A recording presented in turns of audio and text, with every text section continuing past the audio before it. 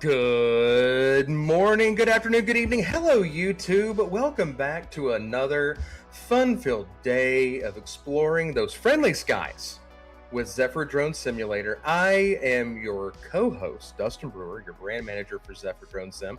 With me, as always, this bearded, beautiful spectacle next to me, Bo Van Buren. Bo, welcome back, buddy. How you doing? Oh, I'm hanging in there. Apparently your camera's jacked up, so I'm gonna fix that real quick. Oh, that's new. Did I lean in too far? Do I need to lean back? It's just my giant face. Apparently Riverside, when you start the recording, zooms in.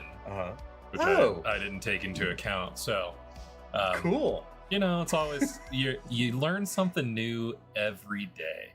Who doesn't want more of my face on their screen? And today is a day that ends in Y, so you got to learn something today also. And for me, it's that Riverside zooms in. Yeah, you know what? It's fine. Just it's a little bit more of my face.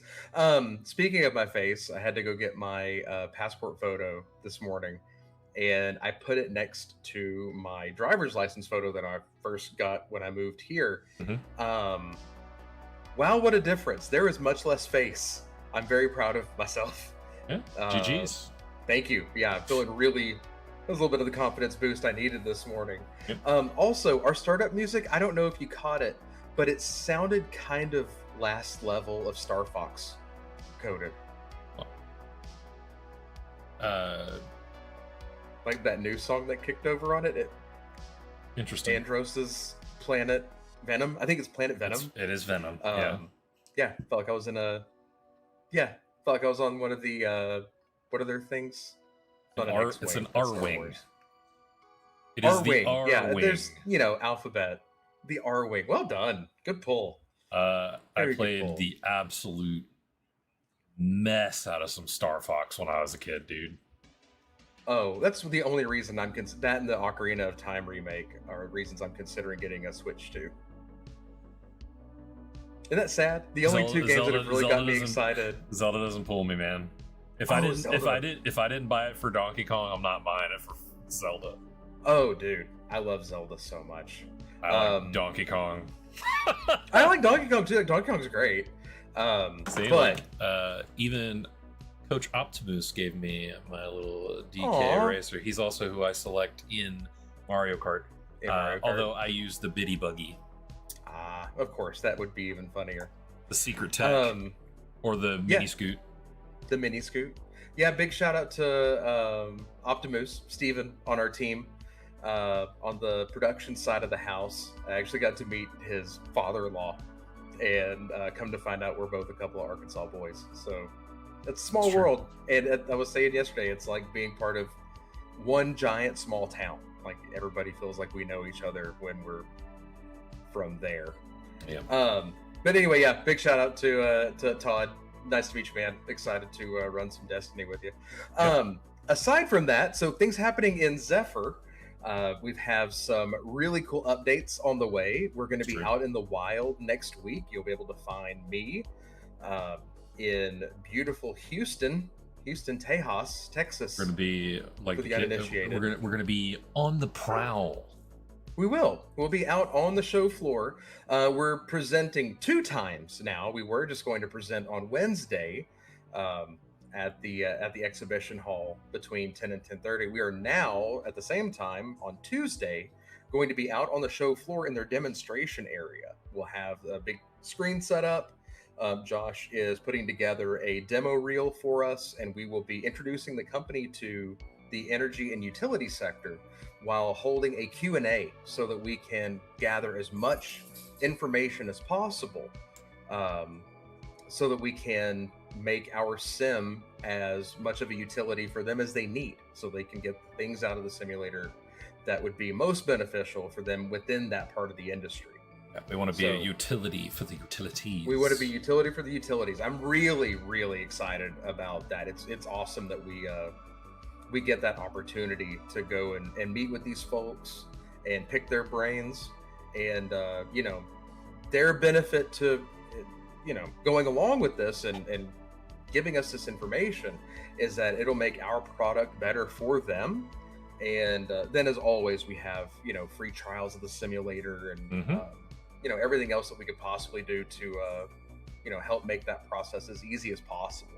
So I'm really excited to get to meet with these folks and show off Zephyr. Again, the guys make my job really easy to go out and spread the good word of Zephyr Drone Sim. It's gonna be great. I'm really excited about it. It's definitely a completely different product than when I was donning the sales cap. So yeah, what was that like back then? What all did you have back in my day? Back in my day, the newest thing that we had in the simulator back when I was doing sales was the advanced flight path practice, and this is pre-NIST buckets and everything. And the B-Perp and stuff like that came about from some conversations that happened after we attended the APSA B-Perp certification course. So I am a B-Perp. I am certified to certify people with B-Perp technology. Oh, that's cool. Through the Airborne Public Safety Association. So we went there. I had only ever flown really inside the simulator because, well, I tried to train with a regular drone, and like the battery in our controller wouldn't hold a charge for longer than like 10 minutes. Okay. So I ended up training on the simulator on the NIST buckets because it was before we actually had the B-Perp in the sim. And yeah, I went down there, and they do a themed kind of like competition there for like the best pilots based off of like Top Gun. So like if you're second best, you're Iceman. The best is obviously Maverick, I guess. But your boy got Maverick, even though he had never flown a physical drone really ever. I did all of my training before that in sim. Since then, I've become a more physical pilot, I guess. Yeah. Wow. That's wild. And to see where it is now from such humble beginnings, but still making such a big impact even then. Yeah, that's incredible. That camp opened up the door for the B-Perp to be in the sim. It opened up a lot of conversations and a lot of eyes to the product, because it's easy to have someone just say, oh, well, it's just a game. And then I just come and dunk on pilots that have been flying for like 8 years. And it's kind of like when I watch the high schoolers fly our sim at the summer camp. I always think I'm a good pilot until I watch them. I say it all the time on here. They absolutely dumpster everything I've ever done in my life. Sure. At least in the sim. So I don't have to imagine what it felt like to have some rando come in and fly better than you. It's never flown before, really. Well, I mean, it's just proof positive. The simulator works. Like if you put the time in and you grind it out, it works for sure. Well, I would say true with anything. That's not always the case, but having seen proof positive more than once how that looks with our simulator, yeah, I fully believe in the capabilities of those that train with this and then move on to go and do, whatever the industry holds for them. And that's what's crazy. Like going next week to this energy and utility robotics show in Houston. Had you told me even a year ago that was going to be one of the bigger markets kind of burgeoning, I don't think that I necessarily would have believed you. I would have figured that public safety and, government access would have been probably still the one to reign supreme, but honestly, I don't think so anymore. So that's the fascinating thing about the econ space, or not econ, I guess, energy and construction. Energy construction utilities, like the interesting part about this is like we've slowly watched it kind of like grow, I guess, and like part of the reason I know that we mentioned it before, we're having a talk track at the Energy Drone and Robotics show or summit in Houston, Texas next week. But the main reason we're going is a fact-finding mission to see how we can better serve the energy sector and infrastructure with our drone training software, our simulator. The simulator. like just seeing the potential of the market and like how everything's grown since then is just fascinating to me, because like there's always a new thing that you can do with these things. Every single day. Hey, Stu, welcome in. Just like we were talking about last week when we showed that video from Arcady with like an actual rescue scenario playing out in real life.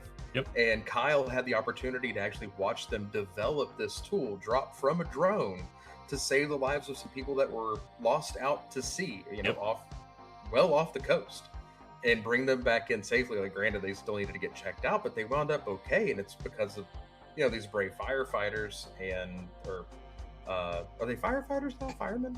I don't know what the correct nomenclature is. First responders. There And these drone pilots, and like seeing drone pilots become part of that first responder space, like I think that's really cool. Yeah, agreed. It's always like, I know we've been approached by people with drone soccer. We've been approached by people with drone fishing. It's all type, anything that you can think of. There's a way to use a drone in it. Yep. And there's real money to be made. Speaking of which, if we want to get to the news, I have some metrics for us on how much money can be made as a drone pilot. Oh boy. You ready? Here comes the news. Coming to us from our friends at UAV Coach. Again, big partner of ours. We have their curriculum available on our site. They have our simulator available on their site. It's a very symbiotic relationship. They have some incredible information out there. And this particular piece comes to us from Alan Perlman from UAV Coach. This was put out actually about 10 days ago, so it is fresh, relevant data. But drone pilot salary, how much? Show me the money. 70K? I don't know. What's interesting is that where this was pulled from, ZipRecruiter, Glassdoor, and Indeed. Okay. ZipRecruiter and Glassdoor both have it about the same. 130,000, actually, let's say 131,000 for both. I'm in the wrong business. Indeed has it listed at 57,000 on average. Huh. Welcome in, Heath. So, why the disparity? Hey, Heath. The disparity there lies in just how those jobs put this information out there, that they include bonuses, they include benefits packages, so it does tend to skew that data. What's cool is when you break it down by industry is where you start to really see that kind of waterfall of salaries. Do you want to start at the top or the bottom? Started from the bottom, now we're here. Start from the bottom, now we're here. So these are all kind of similar in range. Wildlife conservation, search and rescue, public safety, hey, we know some of those folks. We do. They all have a range of anywhere from about 35K a year to about 80K a year. Okay. Public safety landing right in the middle. We do a lot of stuff with public safety, typically 40 to 75,000. That's also probably based on being a part of different municipal police departments, fire departments, first responders. That's pretty on par, right? Mm-hmm. Delivery drone operators, kind of at the lower end of the spectrum, also about 54K. I was surprised to see film and video averaging about 70. Yeah, like, I mean, that makes sense. Yeah, cinematography takes skill. It does. Yeah. But then you get into surprise me. Real estate, transportation, and construction, going from 85 to 90. Like, that's pretty interesting. Oh yeah. Especially construction. I think that's for people in the construction field. And just because I have family in the construction field, like, you hit a certain age and kind of have to stop doing some of the really hard back-breaking labor that's incredibly important. But your body's a tool, and tools tend to wear out a little bit. What a great transitionary piece to get your Part 107 and NIST certifications, things like that, and be able to operate a drone in a construction setting and clearing 95K a year. Like, what a great way to stave off retirement and stay within your area of expertise. I think that's really cool. Oh, hey, Josh. Josh is in there too. So going back to this, then we start scaling up. Map and surveying, inspection and monitoring, and then UAV pilot instructor are all sitting at around 100K. So those who do can, and those who can't do teach, I guess. But in this case, I think there's such a high... Teach and make the more money. Teach make more money because there's a higher demand for it. And I think that's just it. Like I've never liked that saying. I've always thought that's just kind of asinine, because I think some of the most intelligent people within a sector, like, yeah, having practical knowledge is great, or that, kinetic learning.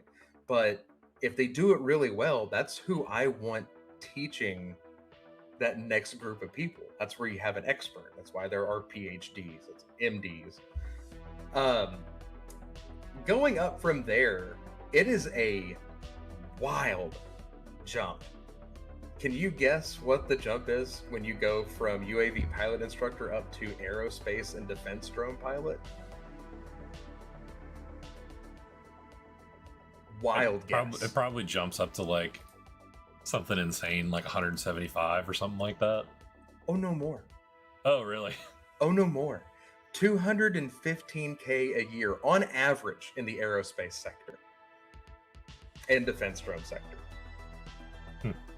Now, what does that entail? Like, I'm assuming stuff like Skunk Works, Lockheed Martin, things like that with a little bit deeper pockets. So by comparison, 215K is like, it's still coupon money. But that for a UAV pilot, a good UAV pilot, to be able to go out and make that kind of scratch in a sector or in an overall industry that is still brand spanking new. Within the last 20 years, these jobs weren't even a thing. Yeah. To go out and make that off the rip, like, that's some incentive to go out and do the training, engage with something like Zephyr to become a better pilot. Yeah. That's so crazy to me, because it's such a far cry from what technologies were taught when I was in school. Because we got to mess with lasers and a robotic arm. Sure. You maybe got an RC car. Yeah, maybe. Next piece of business, also from UAV Coach. It's an industry map of who owns what. I'm not even going to try and put this together. I think if anything, we'll link this in the comments. Okay. Because this map is terrifying. This is put out by Zach Dukowitz, that we report from quite often at UAV Coach. And this is it. I think it's no secret that I've come from the brewing industry. This map about who owns drone hardware, services, software, and things of the like is way more convoluted and complicated than that. It's kind of crazy. Is it kind of like how Pepsi bought Taco Bell so that they could sell more drinks? It is more convoluted than the Yum Brands portfolio. Absolutely. Okay. Yeah, totally. That blew my mind at learning that. Yeah, break your brain worse than walking to a combination Pizza Hut and Taco Bell. Yep. Yeah, which RIP Pizza Hut, it was sold to private equity over the last few days. So yeah, Stu, our CTO, was talking to me about that this morning. He's just like, I don't know if it's good or bad news, and I was like, we won't know until proof will be in the sauce. Typically when that happens, I haven't seen it result in anything good. I know there's been a lot of damage done to Jersey Mike's, RIP. And look, man, I'm gonna hold out hope at my Pizza Hut, because there was that one Pizza Hut that we were talking about where I know it's retro styled and everything, and people were going there for making an a pilgrimage. Absolutely. So I don't know, man. I don't either. Won't know until the dust clears on it.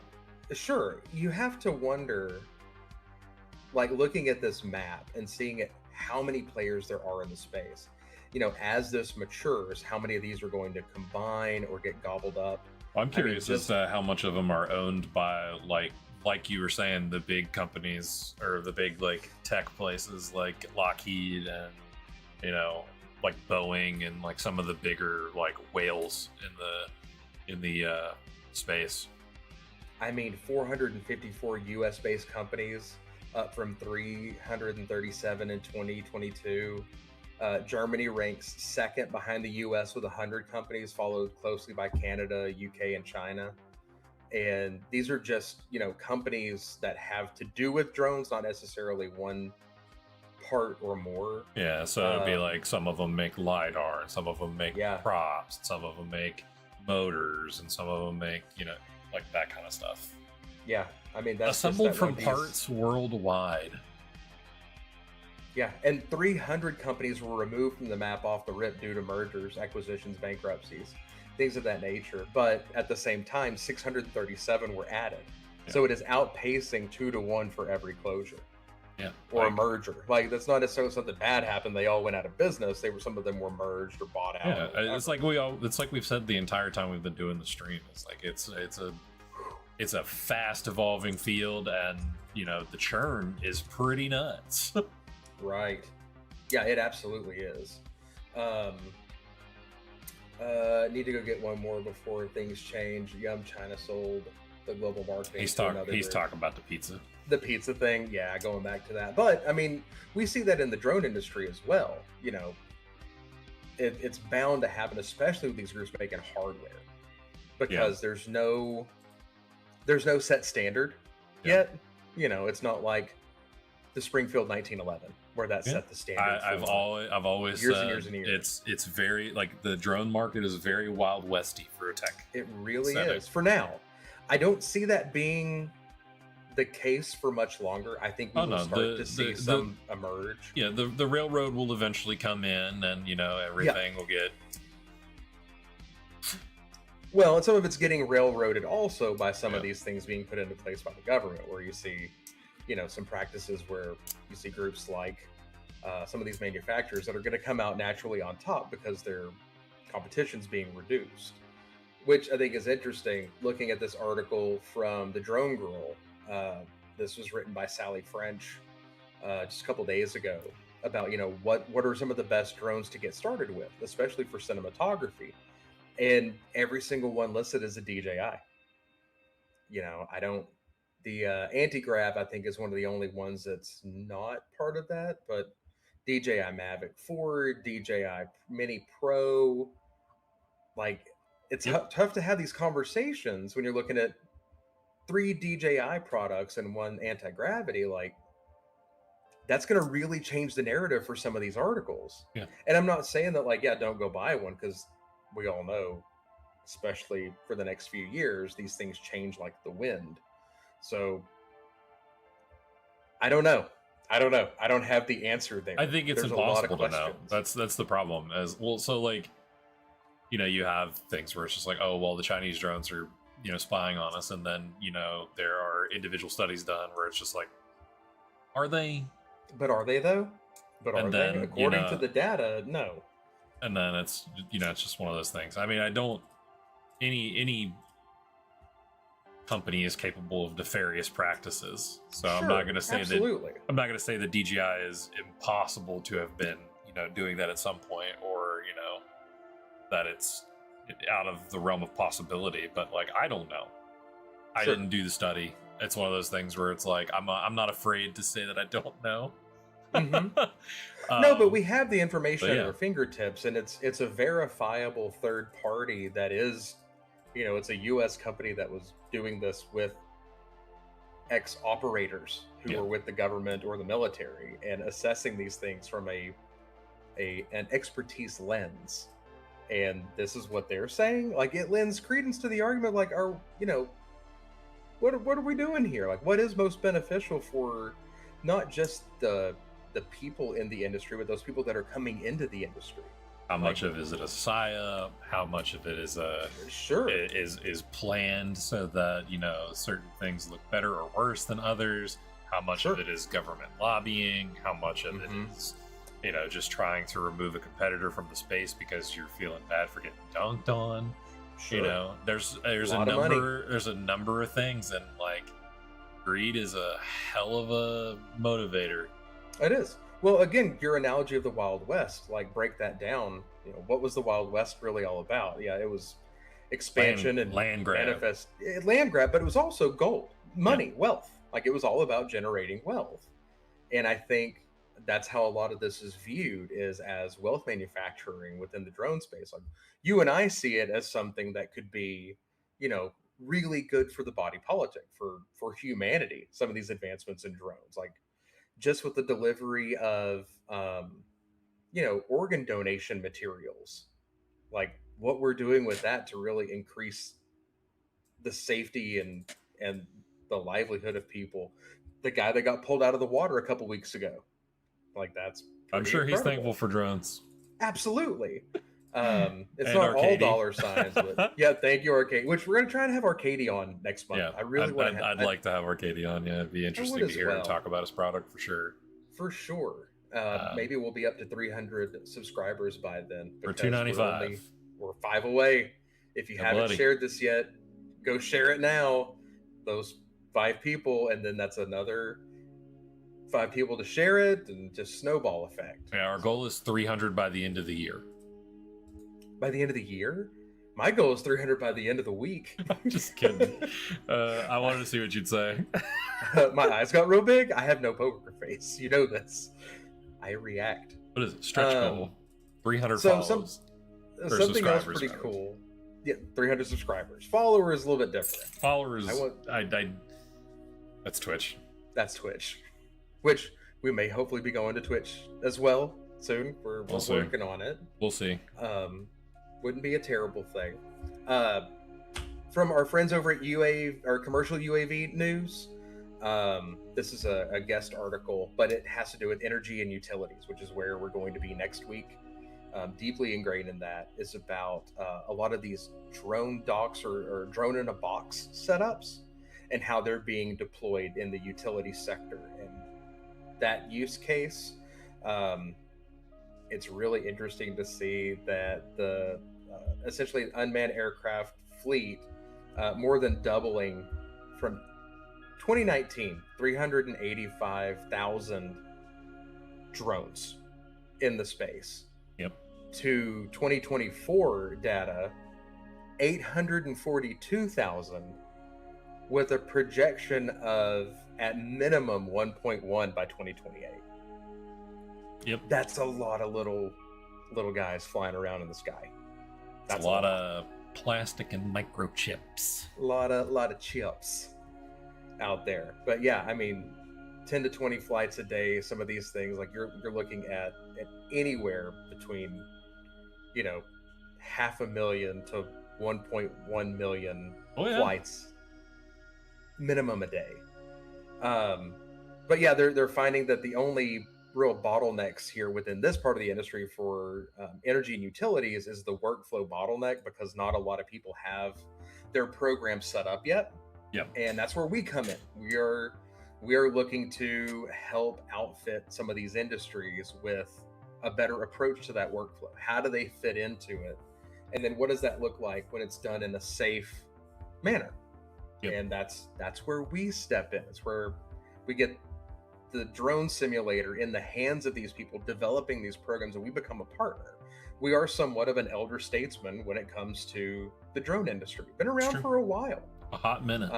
2012, I guess, really is when the first flight happened within the sim. I want to say, well, I mean, it's been a little, I guess, in public. Yeah, I think we devved and we're on the scene in 2016, I want to say. Mm-hmm. So it's been about a decade. Yeah. I want to say. Still, that's in drone years. That's 40 years. In drone years. In drone years, I think we had, for every year we had 10. But that being said, for us to be able to start to help outfit them with this kind of information, let me go back here, make sure I'm not missing any comments. But we are hopefully working with some friends to also help develop some of this stuff a little bit closer to the vest. I'm not going to share too much about that yet. There's all kinds of paperwork signed, but it's so exciting to see what's in development on our end that will be directly tied into this space. A little bit of a teaser for everybody. Should be cool and or fruitful for all. Yeah, I'm excited about it. One group I can talk about, though, is a very close partner of ours, Air Data. We've been friends with Air Data for a really long time. We have their stuff integrated into our LMS, our learning management system. Air Data tracks real flight data. So with your drone, where you're tracking flight time, distance, battery usage, any kind of set parameters you have in there, like hard ceiling or deck. And then that can be aggregated with your flight data within our simulator in our LMS. So you can compile your real flight data with your simulated flight data for an overall picture and scope for pilot development. And that comes with the full licensure. Like when your group takes on our sim into their system, pay the money, get the seats. This is just part of it. Like what a hell of an added bonus. And then to see, like from this article from just yesterday on Drone Life, the El Dorado Hills Company says it now serves more than 120 energy and utility organizations globally and has logged more than 63 million flights as operators prepare for their Part 108.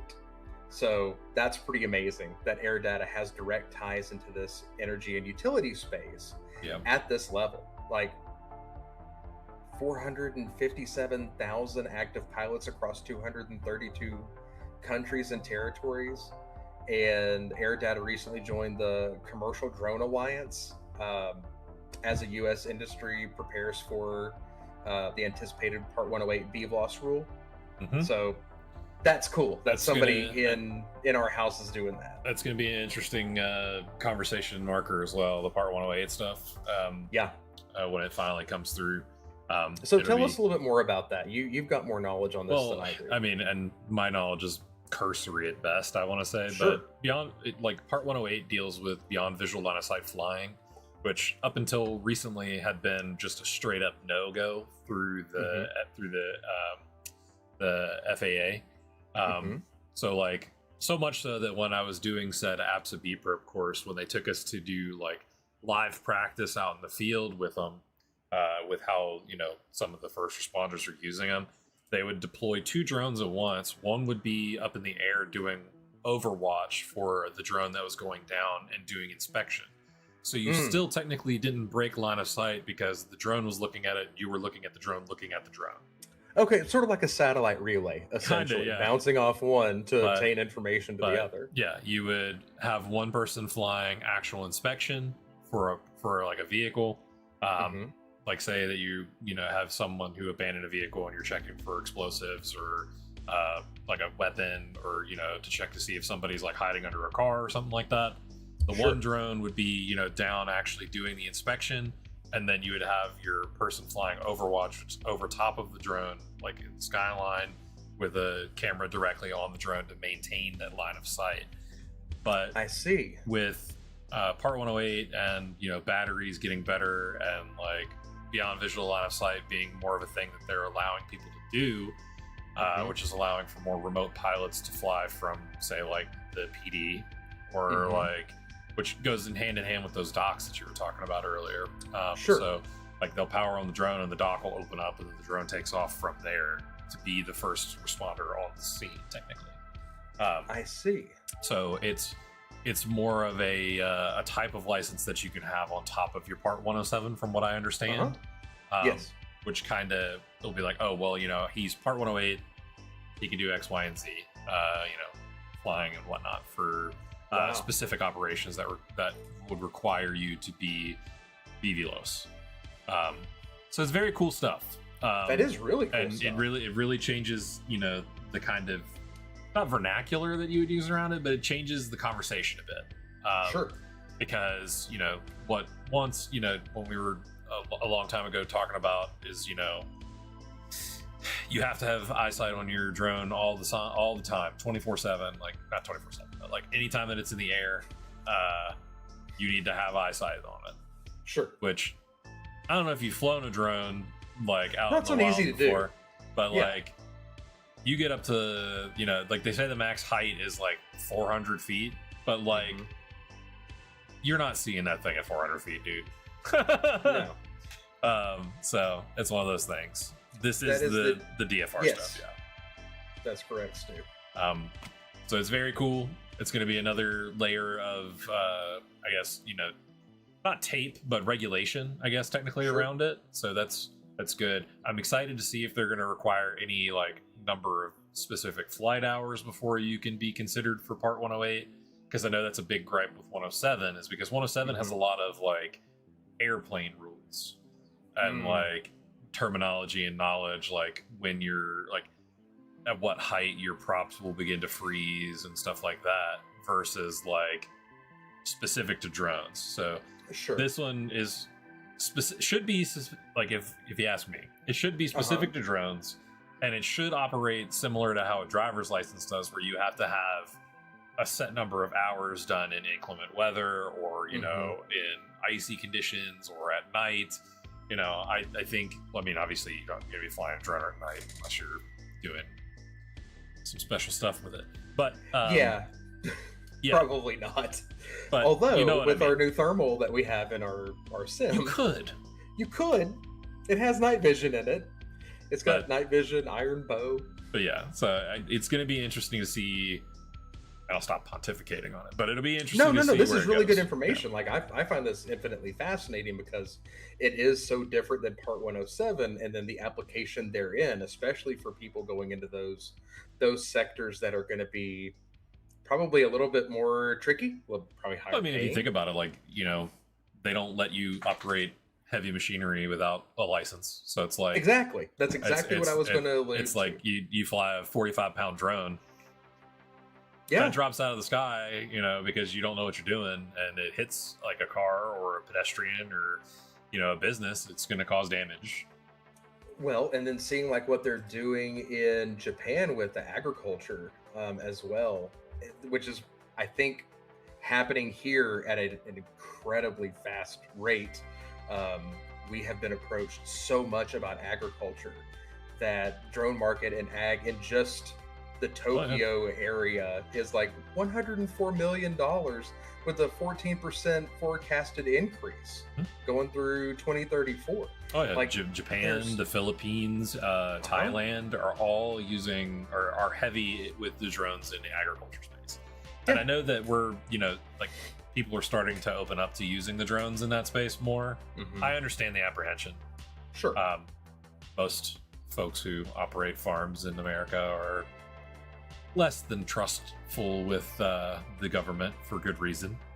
But yeah, it's one of those things where it's like it's exciting to see it burgeoning in other places and to see the conversation shift here as well.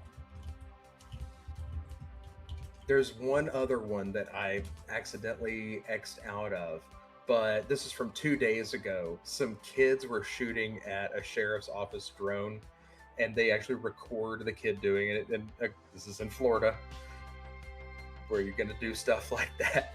Florida. But yeah, apparently I think it was just a BB gun.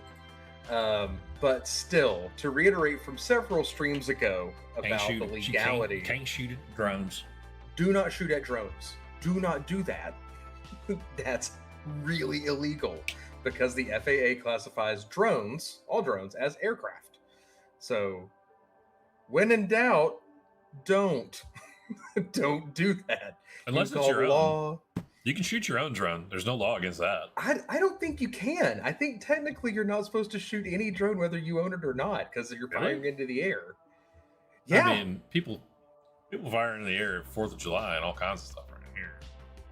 I don't think they're supposed to. We here at Zephyr do not condone firing off into the air. I'm just saying, I live in the middle of nowhere with a bunch of yokels around me. And sure, they get to hooting and hollering and hooting, and then they, you know. Yeah, I ain't saying it's not going to happen. I'm not saying it's not going to happen, but just don't shoot at the drone. Don't do it. Don't do it. Okay, so on that note, just quick wrap up. This is really exciting stuff to see. We've been harping a lot on the energy and utilities space. Next week, I will be going live from I won't be going live from the show floor because I'll be home by then because we're just there Tuesday and Wednesday. But I'll have a bunch of stuff. Old Houston. Yeah, I'll be back to report on some stuff. Bo and I are going to fly next week when I get back, and we can kind of show off some of the stuff that we talked about in the demonstration. But if you're going to be, laser pointers, also a felony. That is very true, Stu. Just don't point and shoot anything at an aircraft of any kind, ever. Just don't do it. You don't have to. Those are bad choices. My desire to do the meme. Live, you do what you like. You do what you like. Don't do it. Do not listen to Ted Lasso in that. Usually listen to him. Don't listen to him then. But anyway, if you're going to be at the Energy Drone and Robotics show next week in Houston, Texas, come by and see me. I'll be walking the show floor. I will be at the demonstration area on Tuesday for about 30 minutes to ask and answer questions about utilities, energies, and drones, and how they are going to be married within Zephyr Drone Simulator.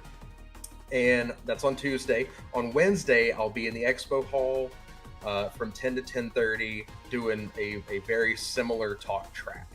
I'm hoping that the information that we get on Tuesday would also lead into some more fruitful conversations on Wednesday. We'll do a brief demonstration, fill people in on who we are, but really we're there to learn and to educate. So I'm looking forward to it. If you're going to be there, any friends of the industry, come find me. I'm excited to see all of you, my guys at SDI, Linebird.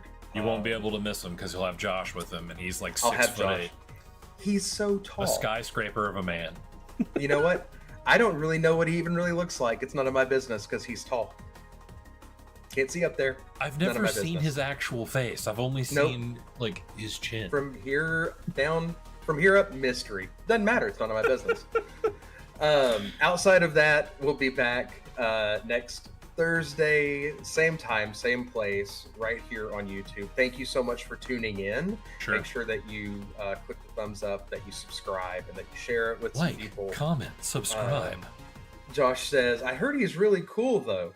I did hear that temperatures tend to decrease at higher altitudes. So, yes, he's probably chilly. I prefer his alter ego, Joshua Slime. Joshua Slime, the green hair.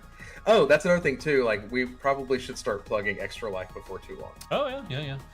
Tune in to our Extra Life stream first Saturday of November, I believe is what we do. Kyle can correct me if I'm wrong. We're gonna have goofs, gaffs, hot wings, and probably a lot of ice cream. Just a little bit. And we'll see you guys then. Yep. I don't have anything else to say. I've run out of dialogue options. We did it, folks. Thank you so much for tuning in. We appreciate the heck out of you. Be great to one another, and we will see you next week.